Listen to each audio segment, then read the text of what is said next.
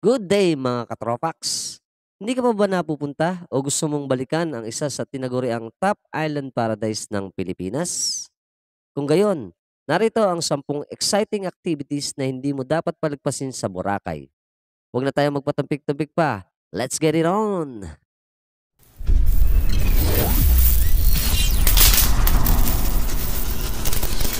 Number 1. Hue Hotel and Resorts Boracay.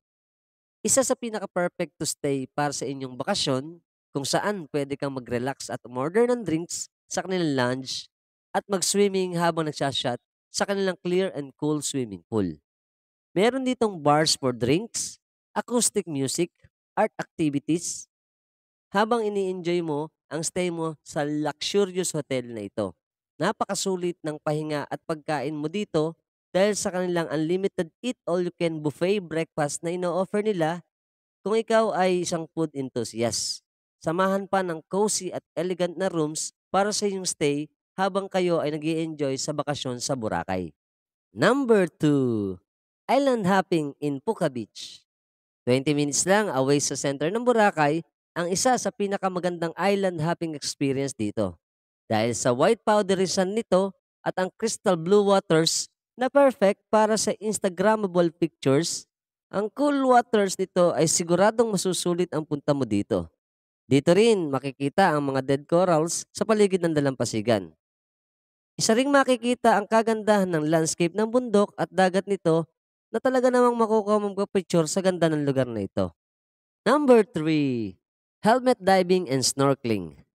Matapos ang swimming sa Puka Beach, ay magta-travel lang ng 15 minutes ay madadaanan ang Crocodile Island, kung saan pwede mong ma-experience ang ganda ng mga saltwater fishes at mga corals nito.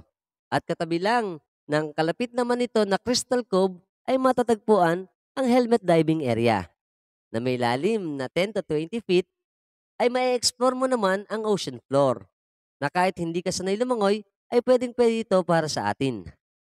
Dito ay halos makakasalamuha at mapapakain mo ng malapitan ang mga nagagandahang iba't ibang klase ng saltwater fish. Bago ka lumusong ay meron muna tayong tour guide na mag-a-assist sa atin para sa briefing sa ating dive. Kailangan lang magsuot ng mabigat na helmet na may compressed air para diretso ka ng i-assist sa ilalim ng karagatan. At aabot ito ng 20 to 30 minutes na may enjoy mo na ang lalim at magandang dagat ng Boracay. Number 4. Crystal Cove Island Resort. 5 minuto mula sa Crocodile Island ay matatagpuan naman ang private resort na ito na malapit sa Sibuyan Sea. Ang entrance sa private resort na ito ay 300 pesos per head. At pagpasok pa lang ay mamamangha na sa malilim at malaparadise na ganda ng island na ito. Pagpasok pa lang ay makikita mo dito ang dalawang cove na may white sand beaches na may crystal clear tortoise water na perfect sa swimming, snorkeling, at sightseeing. Ang ganda ng landscape dito na ani mo nasa ibang bansa ka. Samahan pa ng nagagandahang man-made na nipahat o bahay kubo na isang pinakamagandang souvenir sa pagpasyal mo sa Boracay. Number 5. Ati Village and Mangrove Eco Park. Isa sa hindi dapat palagpasin sa pagpunta sa Boracay na matatagpuan sa Balabag, Sitio Bulabog, Malay Aklan, ang kamangha-manghang ethnic tribes ng Boracay. Dito matatagpuan sa kanilang maliit na museo ang kultura at tradisyon, istorya at pamumuhay ng mga kababayan nating Ati tribe. Dito ay pwede rin natin subukan ang kanilang recreation na isa sa kanilang pinagkakakitaan ang paggawa ng organic na sabon. At meron din silang souvenir shop na pwede mong bilan ng kanilang mga native products na handicraft. Isa sa pinakamagandang experience ang pag-stay namin dito sa atin sa Ati Village. At habang palabas naman sa mismong village ng Ati, ay madadaanan ang isa sa pinakamagandang place sa Boracay, ang Mangrove Eco Park, na isa rin sa pinakamagandang tourist spot sa Boracay, na naka two birds in one stone ka lang dahil napuntahan mo na ang Ati Village at nakapasyal ka na rin sa Mangrove Eco Park na napakagandang lugar para mag-unwind at magpa-picture habang ikaw ay palabas ng Ati Village. Number 6. Parasailing in Boracay. Isa sa pinaka-exciting at heart-pounding experience ang parasailing sa Boracay. Kailangan lang bumiyahe ng 15 minutes sakay ng lancha para makapunta sa kalakihan ng dagat. Dito ay may mag-a-assist sa'yo para ikabit ang harness na gagamitin sa parasailing. Nakakakaba ang inisyal na pagtaas habang nakakabit sa parachute na aabot ng halos 100 feet above sea level. At kapag nakaangat ka na sa pinakataas nito, ang feeling mo ay lumilipad ka na. Isa ito sa must-try na activity na hindi mo dapat palagpasin kapag ikaw ay pupunta sa Boracay. So ano pang hinihintay natin? Tara, let's go para sailing in Boracay! Number 7. Boracay Beach Walk. Kung gusto mo naman ng chill at relaxing ambience, pwedeng subukan ang maglakad sa dalampasigan na malapulbos na buhangin ng Boracay. Enjoyin ang paglalakad dito habang umiinom ng sikat na Jonas Milkshake na siguradong masarap at refreshing. At dito din ay madadaanan ang sikat at pamosong trademark ng Boracay, ang grotto. Sa gilid naman ng dalampasigan ay makikita mo ang ating mga kababayan na nagbe-braids at nagde-dreadlocks ng buhok. Pwede kang magpa-braids ng buhok para ma-feel mo ang island getup. At pumasyal ka na rin sa kanilang simbahan dito na ang Our Lady of Most Holy Rosary Parish para makapagdasal at magpasalamat sa lahat ng blessing na natanggap natin na ito ay nakalocate naman sa Station 1. Number 8. The Habit Tavern. Kung kakaibang dining experience naman ang inyong hanap, isa sa pinakapatok na puntahan ang The Habit Tavern Restaurant. Isa sa sikat na resto bar sa Boracay dahil sa kanilang kakaibang mga employees. Dahil ang mga nagsaserve dito na waiter and waitress ay mga midget na nakakamangha dahil ang feeling mo ay ikaw ay nasa Lord of the Rings movie.